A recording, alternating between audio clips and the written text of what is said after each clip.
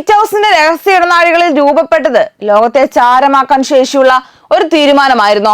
Donald ട്രംപും ഇറാന്റെ ആണവ നിലയങ്ങളും തമ്മിലുള്ള പോരാട്ടം വെറും ഒരു വാക്കേറ്റമായിരുന്നില്ലെന്നും അതൊരു ആണവ യുദ്ധത്തിന്റെ വക്കോളം എത്തിയിരുന്നുവെന്നും മുൻ CIA ഉദ്യോഗസ്ഥൻ ലാറി സി ജോൺസൺ വെളിപ്പെടുത്തുമ്പോൾ ലോകം ഞെട്ടലോടെയാണ് അത് കേൾക്കുന്നത്. സൈനിക നേതൃത്വത്തെ പോലും മുൾമുനയിൽ നിർത്തിയ ആ നിർണായക നിമിഷങ്ങളിൽ യഥാർത്ഥത്തിൽ സംഭവിച്ചത് എന്താണ്? അമേരിക്കൻ ഭരണകൂടത്തിനുള്ളിലെ രഹസ്യ നീക്കങ്ങളിലേക്ക് നമുക്കൊന്ന് നോക്കാം. അമേരിക്കൻ പ്രസിഡന്റ് ട്രംപിനെ ചുറ്റിപ്പറ്റി ഉയർന്ന പുതിയ ആരോപണങ്ങൾ വൈറ്റ് ഹൗസിലെ തീരുമാനമെടുക്കൽ രീതിയെക്കുറിച്ചും സൈനിക നേതൃത്വമായി ഉണ്ടായിരിക്കണമെന്ന സംഘർഷത്തെക്കുറിച്ചും വലിയ ചർച്ചകൾക്ക് വഴിവെച്ചിട്ടുണ്ട്. ലാറി സി ജോൺസൺ ഉന്നയിച്ച അവകാശവാദങ്ങൾ പ്രകാരം ഇറാനെതിരായ സൈനിക നീക്കങ്ങളുടെ പശ്ചാത്തലത്തിൽ ട്രംപ് അത്യന്തം കടുത്ത നടപടികൾ പരിഗണിച്ചുവെന്നും അതിൽ ആണവായുധ പ്രയോഗ ചർച്ച വരെ എത്തിയെന്നും പറയുന്നു. ഈ വിവാദത്തിന് തുടക്കം ഒരു പോഡ്കാസ്റ്റ് അഭിമുഖത്തിലാണ്. ജഡ്ജിംഗ് ഫ്രീഡം എന്ന പരിപാടിയിൽ സംസാരിക്കുകയാണ് ലാറി ജോൺസൺ വൈറ്റ് ഹൗസിലോ പെന്റഗണിലോ നടന്നതായി പറയുന്ന ഒരു അടിയന്തര യോഗത്തെക്കുറിച്ച് സ്ഫോടനാത്മക പരാമർശം നടത്തിയത്. അദ്ദേഹത്തിന്റെ വാദമനുസരിച്ച് ട്രംപ് ആണവ കോഡുകൾ ഉപയോഗിക്കാൻ താല്പര്യം പ്രകടിപ്പിച്ചു. എന്നാൽ അമേരിക്കൻ സൈനിക നേതൃത്വത്തിലെ ഉന്നത ഉദ്യോഗസ്ഥർ അത് ശക്തമായി എതിർത്തുവെന്നാണ് ആരോപണം. പ്രത്യേകിച്ച് joint chief chairman general Dan Kane ട്രംപിന്റെ നീക്കത്തെ തടഞ്ഞുവെന്നാണ് പറയപ്പെടുന്നത്. ഇത്തരത്തിലുള്ള ആരോപണങ്ങൾ സ്വാഭാവികമായും ലോകശ്രദ്ധ പിടിച്ചുപറ്റും. കാരണം ആണവായുധ പ്രയോഗം വെറും സൈനിക നടപടി മാത്രമല്ല, അത് മനുഷ്യരാശിയുടെ ഭാവിയെ തന്നെ ബാധിക്കുന്ന ഏറ്റവും ഗുരുതരമായ തീരുമാനം കൂടിയാണ്. അതിനാൽ ഒരു അമേരിക്കൻ പ്രസിഡന്റ് അത്തരം നിർദ്ദേശം നൽകിയെന്ന വാർത്ത പുറത്തു വന്നാൽ അതിന്റെ ആഘാതം ദേശീയ അതിർത്തികൾ കടന്നുപോകും. എന്നാൽ ഇത്തരമൊരു വലിയ ആരോപണം ഉയർന്ന സാഹചര്യത്തിൽ അമേരിക്കൻ മാധ്യമങ്ങളോ വൃത്തങ്ങളോ ഇതുവരെ ഈ സംഭവങ്ങളൊന്നും സ്ഥിരീകരിച്ചിട്ടില്ലെങ്കിലും പല അന്താരാഷ്ട്ര മാധ്യമങ്ങളും ഈ കാര്യം സ്ഥിരീകരിച്ചിട്ടുണ്ട്. അതേസമയം ഈ വിവാദത്തിന് മറ്റൊരു തലവും ഉണ്ടായി. ചില റിപ്പോർട്ടുകൾ പ്രകാരം ഇറാനിൽ വീണുപോയ അമേരിക്കൻ വിമാനങ്ങളിലെ പൈലറ്റുമാരെ രക്ഷപ്പെടുത്താനുള്ള അതിസങ്കീർണമായ ദൗത്യത്തിനിടെ ട്രംപിന്റെ സിറ്റുവേഷൻ റൂമിൽ നിന്നും താൽക്കാലികമായി മാറ്റി നിർത്തിയെന്നാണ് പറയപ്പെടുന്നത്.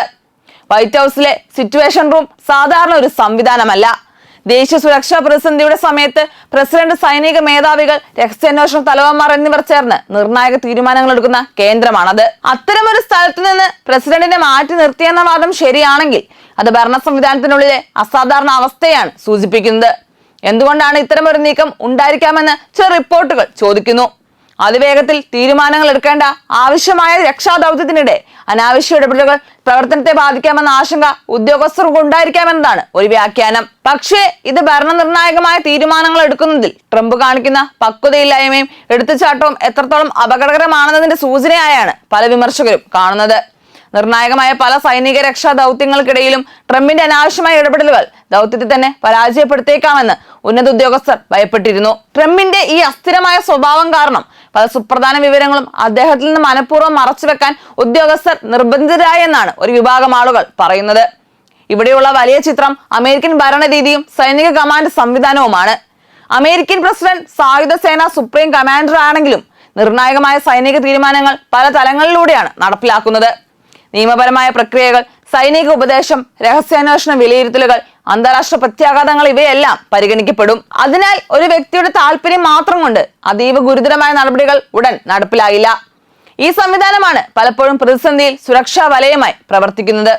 എന്നാൽ ഈ സംഘർഷകാലത്ത് സിവിൽ മിലിറ്ററി ബന്ധങ്ങളെ കുറിച്ചുള്ള ചോദ്യങ്ങൾ മറ്റൊരു കാരണത്താലും ശക്തമായി. 2026 ഏപ്രിലിൽ യുദ്ധത്തിന്റെ മധ്യത്തിൽ തന്നെ അമേരിക്കൻ കരസേനാ മേധാവിയായ ജനറൽ റാൻഡി ജോർജിനോട് സ്ഥാനമൊഴിയാൻ ആവശ്യപ്പെട്ടുവെന്ന റിപ്പോർട്ടുകൾ വലിയ ചർച്ചയായി. പ്രസിഡന്റ് രാഷ്ട്രീയ അജണ്ടയുമായി കൂടുതൽ യോജിക്കുന്ന സൈനിക നേതൃത്വത്തെ രൂപപ്പെടുത്താനാണ് ഈ നീക്കമെന്ന് മുൻ ഭരണകൂടവുമായി അടുപ്പമുള്ളവരെ മാറ്റി നിർത്താനുള്ള ശ്രമമാണെന്നുമുള്ള വിലയിരുത്തലുകൾ ഉയർന്നു. ഔദ്യോഗിക വിശദീകരണങ്ങൾ വ്യത്യസ്തമായിരുന്നാലും യുദ്ധസമയത്ത് ഉയർന്ന ഈ നേതൃത്വ മാറ്റ ചർച്ചകൾ ഭരണകൂടവും സൈനിക സ്ഥാപനങ്ങളും തമ്മിലുള്ള വിശ്വാസബന്ധത്തെക്കുറിച്ചുള്ള സംശയങ്ങൾ കൂടുതൽ ആഴപ്പെടുത്തി. ട്രംപിന്റെ രാഷ്ട്രീയ ശൈലിയും ഈ വിവാദത്തിന് കൂടുതൽ ശ്രദ്ധേയമായിരുന്നു. അദ്ദേഹം കടുത്ത ഭാഷയിലും അപ്രതീക്ഷിത നീക്കങ്ങളും കൊണ്ട് അറിയപ്പെടുന്ന നേതാവാണ്. പിന്തുണയ്ക്കുന്നവർക്ക് അത് ശക്തമായ നേതൃത്വത്തിന്റെ അടയാളമാണെങ്കിൽ വിമർശകർക്ക് അത് അപകടകരമായ അനിശ്ചിതത്വമാണ്. ഇറാൻ പോലുള്ള സങ്കീർണ വിഷയങ്ങളിൽ ഈ ശൈലി കൂടുതൽ വിവാദങ്ങൾക്ക് വഴിവെക്കുന്നു. അതിനാൽ അദ്ദേഹത്തെ കുറിച്ചുള്ള ഓരോ ആരോപണവും അതിവേഗം ലോക വാർത്തയാകുന്നു.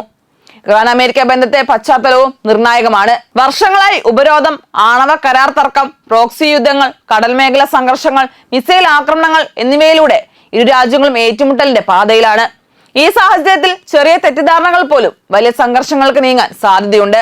അതിനാൽ വൈറ്റ് ഹൗസിനുള്ളിൽ ചർച്ചകളെ കുറിച്ചുള്ള ഏത് റിപ്പോർട്ടും അന്താരാഷ്ട്ര വിപണികളിലും നയതന്ത്ര വൃത്തങ്ങളിലും വലിയ ശ്രദ്ധ നേടുന്നു. അതേസമയം യുദ്ധത്തിന്റെ മറ്റൊരു മറവിലുള്ള കഥ അമേരിക്കയുടെ ആയുധ ശേഖരത്തിലാണ്. ആദ്യഘട്ടത്തിൽ അമേരിക്കയ്ക്ക് സാങ്കേതിക മേൽക്കൈ വ്യക്തമായിരുന്നു. അത്യാധുനിക വ്യോമ പ്രതിരോധ സംവിധാനങ്ങൾ, ദൂരപ്രഹരശേഷിയുള്ള കൃത്യത മിസൈലുകൾ, നാവികസേനയുടെ ആഴമുള്ള സാന്നിധ്യം ഇവയെല്ലാം അമേരിക്കയ്ക്ക് മേൽക്കൈ നൽകി. എന്നാൽ യുദ്ധം നീണ്ടതോടെ മറ്റൊരു യാഥാർത്ഥ്യം വ്യക്തമായി. ഏറ്റവും ശക്തമായ സൈനിക ശക്തിക്ക് പോലും ശേഖരം അനന്തമല്ല. ആക്രമണത്തിനും പ്രതിരോധത്തിനും ഒരേപോലെ വൻതോതിൽ ആയുധങ്ങൾ ചെലവഴിക്കേണ്ടി വന്നതോടെ സ്റ്റോക്കുകൾ പുനർപൂരിപ്പിക്കൽ വലിയ വെല്ലുവിളിയായി മാറി. വിലയിരുത്തലുകൾ പ്രകാരം അമേരിക്കയുടെ പാട്രിയോട്ട് മിസൈൽ സിസ്റ്റം ഇന്റർസെപ്റ്ററുകളിൽ ഏകദേശം പകുതി ഇതിനകം ഉപയോഗിച്ചു കഴിഞ്ഞു. ശത്രു മിസൈലുകളെയും ഡ്രോണുകളെയും തടയാൻ നിർണായകമായ ഈ സംവിധാനം നിരവധി മേഖലകളിൽ ഒരേ സമയം ആവശ്യമായതിനാൽ അതിന്റെ ക്ഷയം ആശങ്കയുണ്ടാക്കുന്നതാണ്. അതുപോലെ തന്നെ ഉയർന്ന തലത്തിലുള്ള മിസൈൽ പ്രതിരോധ സംവിധാനമായ താഡ് ഇന്റർസെപ്റ്ററുകളിലും പകുതിയിലധികം ഉപയോഗിച്ചതായി റിപ്പോർട്ടുകൾ പറയുന്നു. ഇത് വെറും സംഖ്യകളല്ല. ഭാവിയിൽ മറ്റൊരു സംഘർഷം പൊട്ടിപ്പുറപ്പെട്ടാൽ ഉടൻ വിന്യസിക്കാനുള്ള കരുത്ത് എത്രമാത്രം ബാക്കിയുണ്ടെന്ന ചോദ്യമാണ് ഇതിലൂടെ ഉയരുന്നത്. ഇപ്പോൾ വരെ ലഭ്യമായ വിവരങ്ങൾ പ്രകാരം ലാറി ജോൺസിന്റെ ആരോപണങ്ങൾ സ്ഥിരീകരിക്കപ്പെട്ട സത്യമായി കണക്കാക്കാനാവില്ല. പക്ഷേ അവ പൂർണ്ണമായും അവഗണിക്കാനും കഴിയില്ല. കാരണം അവ ഒരു വലിയ ചോദ്യത്തെ മുന്നോട്ട് വെക്കുന്നു. പ്രതിസന്ധികളിലും ലോകത്തിലെ ഏറ്റവും ശക്തമായ രാജ്യത്തിന്റെ തീരുമാനമെടുക്കാൻ സംവിധാനം എങ്ങനെ പ്രവർത്തിക്കുന്നു? പ്രസിഡന്റും സൈനിക നേതൃത്വവും തമ്മിലുള്ള ബന്ധം എത്രത്തോളം നിർണായകമാണ്? രാഷ്ട്രീയ ആവേശവും തന്ത്രപരമായ ശാന്തതയും തമ്മിലുള്ള സന്തുലിതാവസ്ഥ എങ്ങനെ നിലനിർത്തുന്നു? ചുരുക്കത്തിൽ ഈ വിവാദം തെളിയിക്കുന്നത് ഒരു കാര്യം മാത്രമാണ്. ആധുനിക ലോകത്തിൽ യുദ്ധഭീഷണി പലപ്പോഴും യുദ്ധഭൂമിയിൽ മാത്രമല്ല, അധികാര കേന്ദ്രങ്ങളിലെ അടച്ചിട്ട മുറികളിലും രൂപപ്പെടുന്നു. അവിടെ എടുത്തോ തടഞ്ഞോ പോകുന്ന തീരുമാനങ്ങളാണ് കോടിക്കണക്കിന് ജനങ്ങളുടെ ഭാവിയെ സ്വാധീനിക്കുന്നത്. എന്നാൽ ഇന്നത്തെ ലോകത്തിൽ അതിന് കൂട്ടമായി മറ്റൊരു സത്യവും നിലനിൽക്കുന്നു. യുദ്ധം തീരുമാനങ്ങളാൽ മാത്രം ജയിക്കപ്പെടുന്നില്ല. അത് വിഭവങ്ങളാലും ശേഖരങ്ങളാലും സ്ഥിരതയാലും നിർണ്ണയിക്കപ്പെടുന്നു. അതുകൊണ്ട് തന്നെ ഈ വിഷയത്തെക്കുറിച്ചുള്ള സത്യം എന്താണെന്ന് പോലെ അമേരിക്കൻ ശക്തിയുടെ യഥാർത്ഥ അവസ്ഥ എന്താകുമെന്നാണ് ലോകം ഇപ്പോൾ ഉറ്റുനോക്കുന്നത്.